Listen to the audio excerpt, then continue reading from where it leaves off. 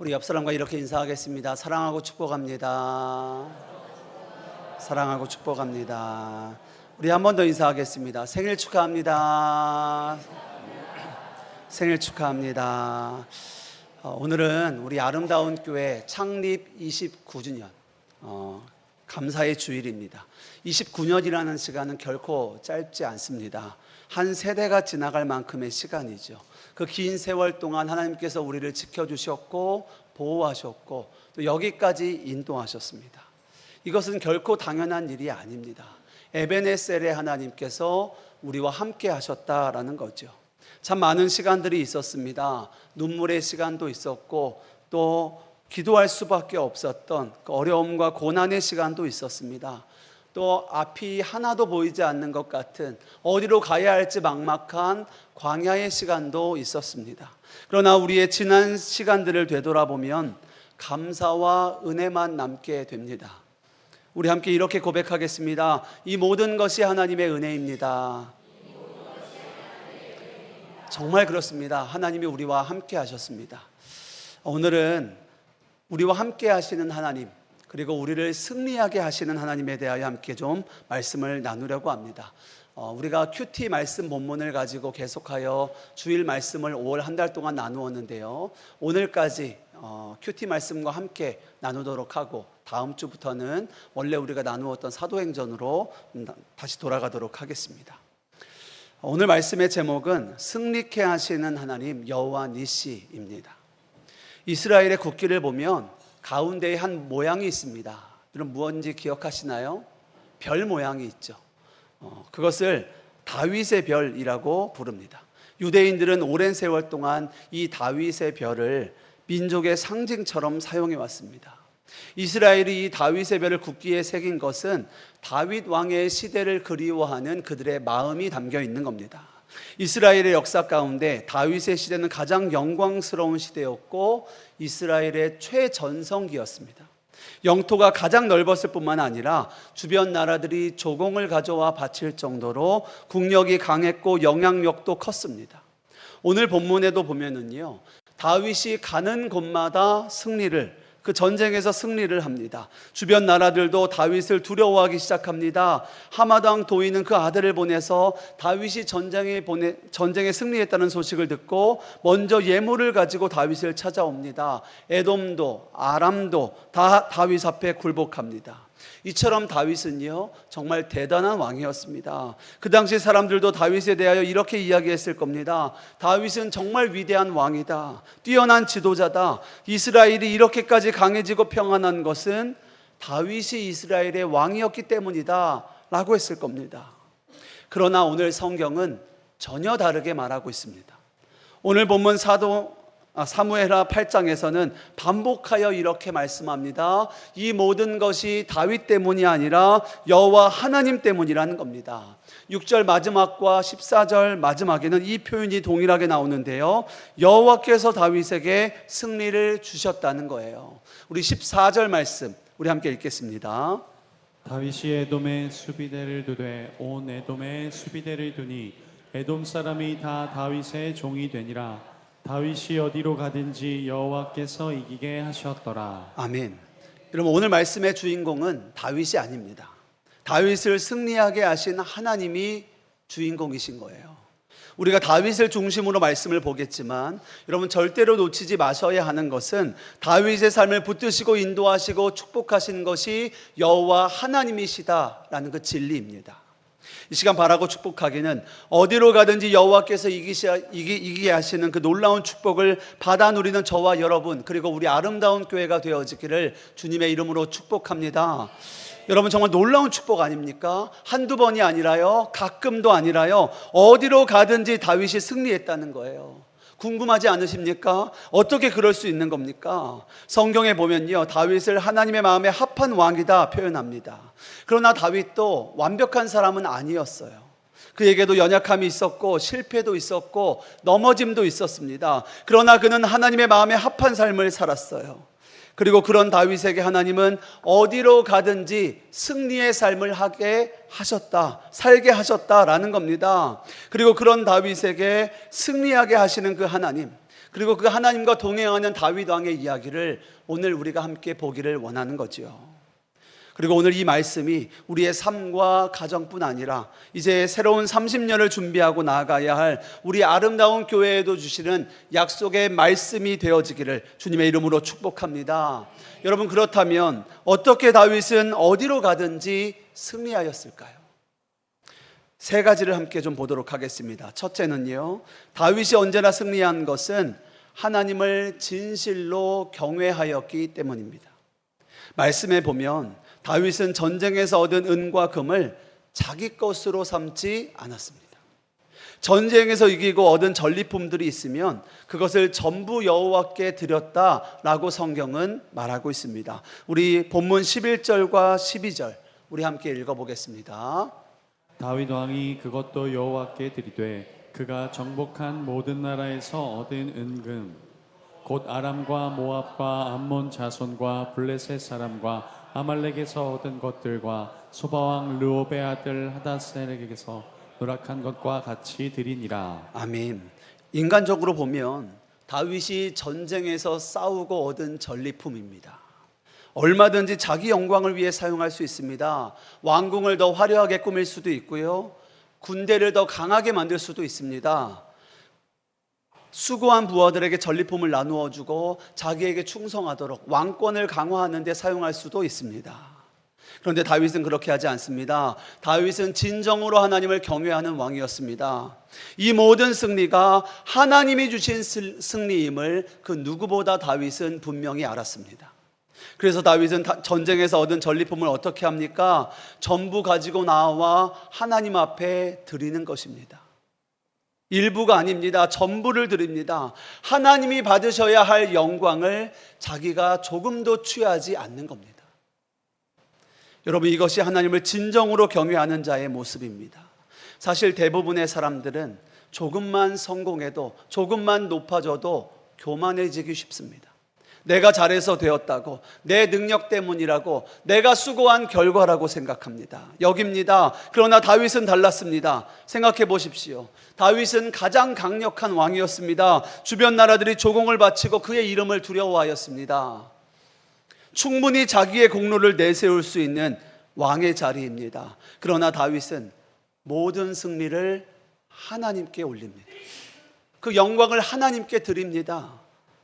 그 다윗의 진실함이 어디서 분명히 드러납니까? 다윗은 매 승리의 자리마다 하나님 앞에 엎드렸습니다. 그리고 하나님께 얻은 승리의 그 전리품들을 하나님께 전부 다 드리는 거예요. 이것이 다윗이 가는 곳마다 승리한 첫 번째 비결입니다. 그는 진실로 여호와 하나님을 경외했습니다. 사실 사람이 가장 위험할 때는 실패했을 때보다 성공했을 때입니다. 광야에서는 하나님을 찾습니다. 그러나 풍요 가운데서는 하나님을 놓치거나 잃어버릴 때가 너무나 많습니다. 그러나 오늘 다윗은 왕이 되고 나서도 교만에 빠지지 않았습니다. 승리할수록 더욱 하나님을 높였습니다. 높아질수록 하나님 앞에 더 낮게 엎드렸습니다. 그래서 하나님께서도 그 마음에 합한 왕이었던 다윗에게 가는 곳마다 승리케 하시는 놀라운 축복을 더하여 주신 거예요. 가는 곳마다 승리했습니다. 누구 때문입니까? 이 모든 것 하나님께서 하신 줄 믿습니다. 그럼 한번 따라해 보겠습니다. 하나님이 하셨습니다.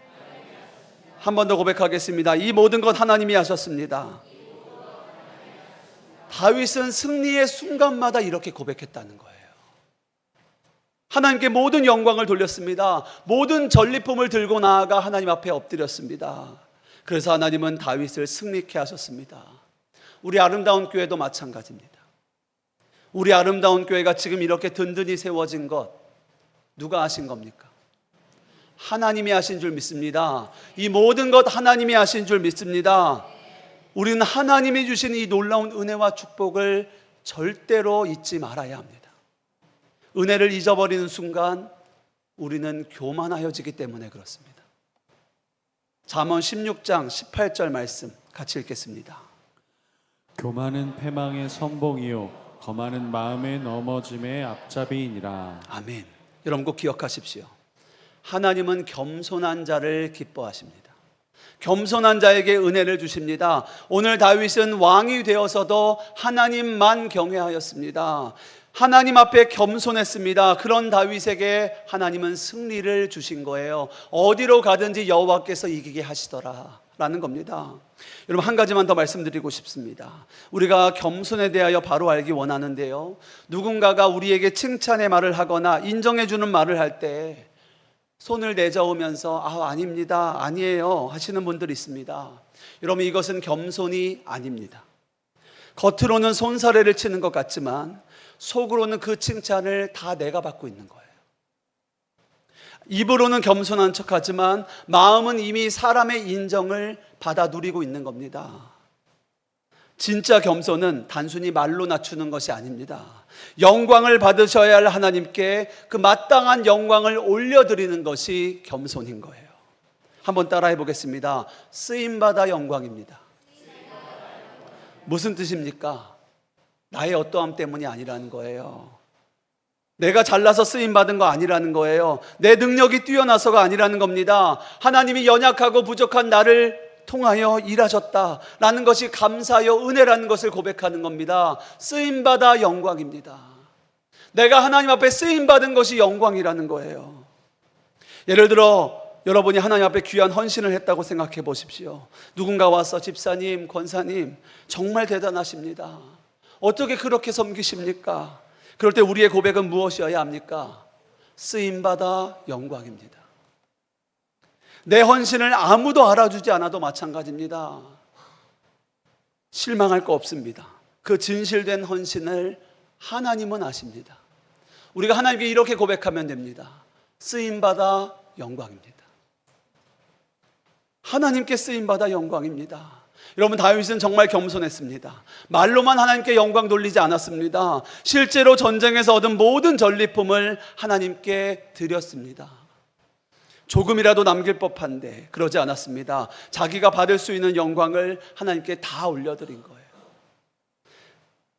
제가 하나님을 높이는 고백 두 가지 말씀드렸습니다. 다시 한번 따라해 보겠습니다. 이 모든 것 하나님이 하셨습니다. 하나님께 쓰임받아 영광입니다. 하나님을 경외함으로 하나님께만 영광 올려드리는 우리 아름다운 교회 모든 성도님들 한 분 한 분 되어지시기를 주님의 이름으로 축복합니다. 다음으로 다윗이 가는 곳마다 하나님께서 승리케 하신 비결 두 번째는요, 그가 정의와 공의를 행하였기 때문입니다. 15절 말씀 같이 읽겠습니다. 다윗이 온 이스라엘을 다스려 다윗이 모든 백성에게 정의와 공의를 행할세. 아멘. 그럼 다윗은 단지 전쟁만 잘하는 왕이 아니었습니다. 하나님의 뜻대로 나라를 다스리고 백성을 섬기는 지도자였습니다. 세상 나라의 왕들은 힘이 생기면 자기 욕심을 채우기 쉽습니다. 권력을 가지면, 힘을 가지면 사람 위에 군림하려고 합니다. 그러나 다윗은 왕이 되었어도 자기의 유익보다 하나님의 말씀과 진리를 따라 하나님의 뜻을 이 땅 가운데 세우는 것을 가장 우선순위로 삼았습니다. 성경은 다윗이 정의와 공의를 행하였다 말씀합니다. 우리가 대부분 이 정의와 공의를 비슷한 단어로 생각하거나 또 혼동하는 경우들이 있습니다. 그러나 원어적으로 보면 이 둘은 다른 단어입니다. 정의는 미슈파트, 공의는 째다카입니다. 먼저 정의는요, 제도적인 올바름입니다. 재판을 공정하게 하고 억울한 사람이 없도록 법과 제도를 똑바로 세우는 것이 정의입니다. 그리고 공의는요, 단순히 법을 어기지 않는 수준을 넘어서 하나님과의 바른 관계 속에 살아가는 의로운 삶을 공의라고 합니다. 자, 여러분의 이해를 돕기 위해 제가 이렇게 설명드려 보겠습니다. 어느 판사 앞에 가난 때문에 빵을 훔친 노인이 재판을 받게 되었습니다. 판사는 법대로 그에게 벌금을 선고했습니다. 이것이 정의입니다. 그런데 판결 후에 그 판사는 자기 지갑에서 그 벌금 전액을 대신 내주었습니다. 그리고 방청석에 앉아있는 사람들에게도 가난한 이웃을 외면한 책임이 있다면서 함께 모금을 하도록 했습니다. 그럼 이것이 공의입니다. 법을 세우되 사람을 살리는 것입니다. 이것이 진리와 공의가 바로 서는 것입니다. 여러분, 나라가 바로 서려면 먼저는 정의가 바로 서야 합니다. 맞죠? 하지만 법만 가지고는 세상이 따뜻해지지가 않습니다. 법대로만 하면 상처받는 사람들이 생깁니다. 소외받는 사람들이 생깁니다. 그래서 우리에게는 공의가 반드시 필요합니다. 공의는 하나님의 마음을 품고 이웃을 돌아보고 이웃을 사랑하는 거예요. 이웃을 섬기는 겁니다. 그러므로 다윗이 왕이 되어 공의와 정의를 행하였다는 것은요, 그가 나라의 일을 하나님의 뜻대로, 하나님의 진리대로 공정하게 치리하였을 뿐만 아니라 그 나라 백성들 한 사람 한 사람을 하나님의 마음과 사랑으로 돌보고 섬겼다는 거예요. 그렇습니다. 다윗은 왕이 되었다고 힘이 있는 사람의 편에만 서지 않았습니다.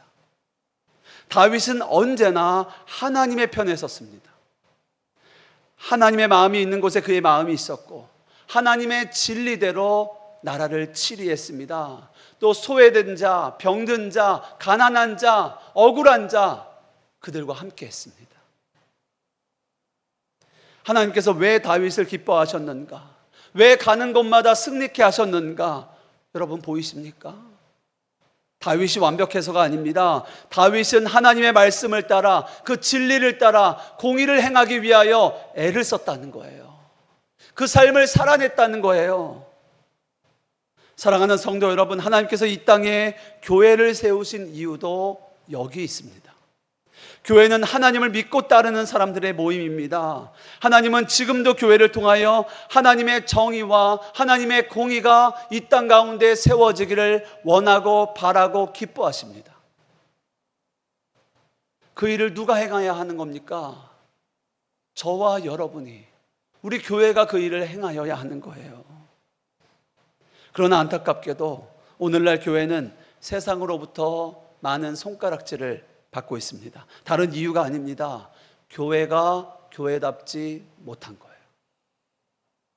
이전에는 교회가 세상의 빛과 소금 된 역할을 감당했습니다. 세상을 변혁시키고 또 선한 영향력을 세상에 흘려보냈습니다. 그런데 지금은 어떻습니까? 예수님을 닮아야 하고 예수님을 드러내야 할 거룩한 교회가 세상을 닮아가고 있습니다. 세상과 구별되어야 할 거룩한 교회가 어찌하여 세상과 다를 바가 없이 되어져 버렸단 말입니까? 이유는 간단합니다. 교회가 또 성도가 하나님의 말씀보다 세상의 가치를 더 우선하고 따랐기 때문입니다. 우리가 예수를 닮고 십자가의 길을 걸어가야 하는데 세상을 닮아가고 성공과 번영의 길을 쫓고 구하고 있는 겁니다. 사랑하는 여러분, 교회는 예수님을 닮아야 합니다. 교회의 부르심은 성공이 아니라 거룩입니다. 교회의 존재 목적은 이 땅에 하나님의 뜻을 이루고 하나님께 영광을 드리는 것입니다. 우리가 이 땅에서 진리를 행하는 거예요. 하나님의 공의를 이루는 것입니다. 우리가 먼저 하는 거예요. 세상은 그렇지 않습니다. 정의가 흔들립니다. 정의가 무너집니다. 공의가 없습니다. 그러나 우리가 그 삶을 살아내는 거예요. 오늘 하나님께서 다윗을 왜 기뻐하셨습니까? 그의 삶에 하나님의 정의와 공의가 드러났기 때문이에요. 그래서 다윗의 삶에 어디로 가든지 승리하는 삶을 살게 허락하셨다라는 겁니다.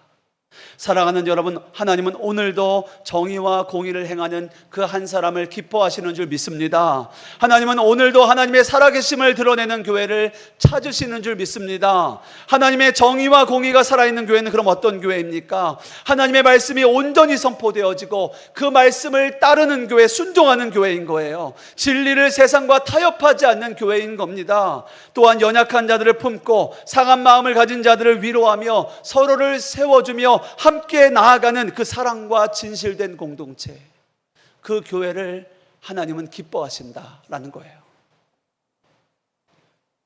우리 아름다운 교회가 하나님의 정의와 공의를 행하는 교회가 되어져서 어디로 가든지 하나님을 높여드리는 우리 아름다운 교회 모든 성도님들 되어지기를 주님의 이름으로 축복합니다. 세 번째, 다윗이 왜 가는 곳마다 이길 수 있었는가? 함께 세워져가는 공동체가 있었기 때문입니다. 16절 이후에 보면은요, 다윗 왕국에 임명된 지도자들의 이름이 나옵니다. 우리 16절에서 18절 우리 함께 읽겠습니다. 스루의 아들 요압은 군사령관이 되고 아일루스의 아들 여호사밧은 사관이 되고 야히두베의 아들 사독과 아비아달의 아들 아비멜렉은 제사장이 되고 스라야는 서기관이 되고 여호야다의 아들 브나야는 그렛 사람과 블렛 사람을 관할하고 다윗의 아들들은 대신들이 되니라. 아멘. 여러분, 지금 성경은 다윗 왕국의 조직도를 보여주고 있습니다. 군대 장관 요압, 사관이 된 여호사밧, 제사장 사독과 아히멜렉, 그리고 서기관 사라야 등 여러 이름들이 나오는데요, 정말 놀라운 것은 이 사람들이 처음부터 훌륭한 용사나 지도자가 아니었다는 거예요. 아둘람 굴 기억하시죠? 다윗이 사울 왕을 피해서 광야로 도망갔을 때 숨어 들어갔던 아둘람 굴. 거기에 다윗에게 사람들이 모여드는데요, 세상적으로 보면 내세울 것 하나 없는 사람들이었습니다. 환난당한 자들, 빚진 자들, 마음이 원통한 자들이라고 성경은 말합니다. 세상의 기준으로 보면은요, 실패자 같은 사람들이에요. 상처 입은 사람들입니다. 그런데 하나님께서는 다윗과 함께 그들을 세워가시는 거예요. 공동체 안에서 연단시키시고 훈련하십니다. 그래서 아둘람 굴에 모여있던 사람들이 훗날 나라를 세우는 용사들이 되고 지도자들이 된 겁니다. 오늘 본문에 나오는 지도자들의, 용사들의 면면을 보십시오. 군대 장관도 있고 제사장도 있고 서기관도 있고 또 행정을 담당하는 사람도 있습니다. 각자 맡은 역할은 다르지만 모두가 다윗의 왕국을 세우는 일에 귀하게 쓰임을 받고 있어요. 여러분, 이것이 하나님 나라의 원리입니다. 하나님은 교회라는 공동체를 이 땅에 세우셨습니다. 그리고 저와 여러분을 교회로 부르셨어요. 우리 중에 하나님의 인도하심이 없이 이 자리에 계신 분은 아무도 없습니다. 사실 우리가 다 환난당한 자들, 빚진 자들, 마음이 원통한 자들입니다. 겉으로는 괜찮아 보여도 저마다 아픔과 상처가 있습니다. 연약하고 부족한 사람들입니다. 실패가 있고 눈물이 있습니다. 그런데 하나님께서 그런 우리를 부르셨어요. 그리고 우리로 교회되게 하셨습니다. 왜 그렇습니까? 함께 하나님의 나라를 세워가라 부르신 줄 믿습니다. 여러분, 하나님은 완벽한 사람을 찾지 않으십니다. 하나님은 부르신 그 한 사람을 세워가세요. 훈련시키시고 연단시키시고 믿음의 사람으로 세워가시는 거예요. 빚어가십니다. 베드로를 보십시오. 그는 어부였습니다. 그가 얼마나 충동적인 사람이었고 실수가 많았습니까? 바울을 보십시오. 그는 한때 교회를 가장 앞서서 핍박했던 사람입니다. 다윗의 용사들을 보십시오. 환난당한 자들, 원통한 자들입니다. 그러나 하나님께서 그들을 택하여 부르시고 그들 가운데 일하시니 그들이 다 하나님 나라의 귀한 일꾼들, 용사들 되어진 줄 믿습니다. 오늘 아름다운 교회도 마찬가지입니다. 지난 29년 동안 하나님께서 우리 아름다운 교회를 세워오셨습니다. 몇 사람을 통해서 그런 일을 하신 것 아닙니다. 하나님께서 우리 모두를 부르셨습니다. 먼저 부른 사람도 있고 나중에 부른 이도 있습니다. 그러나 하나님은 우리를 하나 되게 하셨고 지금도 우리 아름다운 교회를 세워가고 계십니다. 한 사람 한 사람 세워가고 계시고 우리 아름다운 교회가 주 안에서 든든히 세워져 가도록 하나님은 지금도 일하고 계시고 역사하고 계세요. 어떤 분은 교사로 섬기셨고 어떤 분은 찬양대로 섬기셨습니다. 어떤 분은 주방에서 애찬으로 섬기셨습니다. 어떤 분은 보이지 않는 곳에서 눈물로 기도하셨습니다. 어떤 분은 재정으로 섬기셨고 어떤 분은 시간과 땀과 정성으로 헌신하셨습니다. 각자의 역할은 다르지만 하나님께서는 그렇게 우리를 통하여 이 교회를 세우신 거예요. 그러므로 이 29년의 역사는 누구 한 사람의 이야기가 아닙니다. 하나님의 은혜의 역사인 거예요. 하나님께서 우리 모두를 통하여 써내려가신 은혜의 역사요 간증인 줄 믿습니다. 말씀을 정리하겠습니다. 다윗은 어디로 가든지 하나님께서 이기게 하시는 승리의 삶을 살았어요. 세 가지 말씀드렸습니다. 다윗은 하나님을 진실로 경외했습니다. 그래서 승리의 순간에서도 자신을 높이지 않고 하나님께 모든 영광을 올려드렸습니다. 두 번째, 그는 정의와 공의를 행했습니다. 자기의 욕심이 아니라, 자기 뜻이 아니라 하나님의 진리와 하나님의 뜻을 따라 나라를 다스렸습니다. 세 번째, 다윗은 함께 세워져가는 믿음의 공동체가 있었습니다. 하나님께서 붙여주신 사람들과 함께 하나님의 나라를 세워갔습니다. 사랑하는 여러분, 여기서 우리가 잊지 말아야 할 가장 중요한 것이 있습니다. 다윗이 하나님을 경외했기 때문에 승리한 거 아닙니다. 다윗이 정의와 공의를 행했기 때문에 승리한 것도 아닙니다. 다윗에게 좋은 공동체가 있었기 때문에 승리한 것도 아닙니다. 성경은 분명히 말합니다. 여호와께서 다윗에게 승리를 주셨다라고 말하는 겁니다. 어디로 가든지 여호와께서 이기게 하셨다라고 말하는 거예요. 다윗의 어떠함이 아닙니다. 누가 승리케 하신 겁니까? 여호와 하나님께서 승리케 하신 줄 믿습니다. 출애굽기 17장에 보면은요, 모세가 아말렉과의 전쟁에서 승리하고 나서 제단을 쌓습니다. 그리고 그 제단의 이름을 여호와 니시라고 부릅니다. 여호와 니시는 여호와는 나의 깃발이시다라는 뜻입니다. 여호와가 승리케 하셨다라는 뜻입니다. 그들이 전쟁에서 이긴 것은 이스라엘 군대가 강해서가 아니라는 거예요. 모세가 산에서 손을 들었기 때문도 아니라는 거예요. 아론과 홀이 옆에서 바쳤기 때문도 아니라는 거예요. 그럼 누구 때문에 이겼습니까? 여호와 하나님께서 우리와 함께 하셨고, 여호와 하나님께서 우리를 대신하여 싸워주셨기 때문에 우리가 승리하였습니다 라는 그 고백이 여호와 니시인 거예요. 여호와 하나님이 우리의 깃발이시다, 여호와 하나님이 우리의 승리가 되신다, 그 고백을 모세도 알았고 다윗도 알았습니다. 내가 한 것이 아니라 이 모든 것 하나님이 하셨습니다. 사랑하는 여러분, 지난 29년 여기까지 아름다운 교회를 인도하신 것 하나님이신 줄 믿습니다. 모든 것 하나님이 하셨습니다. 여호와 니시 되시는 승리하시는 하나님이 우리와 함께 하셨기 때문이에요. 자, 그런데 이제부터가 중요합니다. 우리에게 중요한 것은 지금이에요. 오늘이라고 말하는 지금입니다. 이제 앞으로도 우리는 여호와 니시의 하나님을 붙들어야 하는 줄 믿습니다. 그래야 우리가 승리의 삶을 사는 거예요. 지금 시대가 어렵다고 말합니다. 부흥이 안 된다고 말합니다. 교회가 영향력을 잃어버렸다라고 말합니다. 그러나 여러분, 시대가 어려운 것이 아닙니다. 예수님이 부활하시고 승천하신 다음부터 시대가 쉽거나 편했던 적은 한 번도 없습니다. 왜냐하면 지금 우리가 사는 이 시대는 마지막 시대이기 때문에 그렇습니다. 지금 우리에게 가장 중요한 것은 우리를 승리케 하시는 여호와 하나님을 붙드는 것인 줄 믿습니다. 그리고 저는 믿습니다. 여기까지 인도하신 하나님께서 앞으로의 30년도, 100년도, 이후로 1000대까지 우리와 함께 하실 줄 믿습니다. 그러기 위해 우리는 무엇을 해야 하는 것입니까? 이제 앞으로도 우리는 하나님을 경외해야 하는 거예요. 이제 앞으로도 우리는 정의와 공의를 행해야 하는 겁니다. 이제 앞으로도 우리는 서로를 세워주는 믿음의 공동체를 함께 세워가야 하는 겁니다. 그리고 가장 중요한 것은 우리가 여호와 니시 되신 하나님을 붙드는 거예요. 여기까지 인도하신 하나님께서 앞으로도 인도하실 겁니다. 지금까지 승리하게 하신 하나님께서 앞으로도 승리하게 하실 겁니다.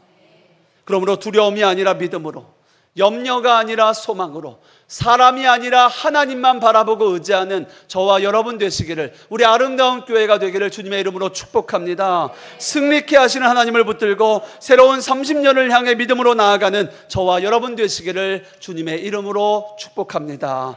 우리 함께 찬양하고 기도하겠습니다.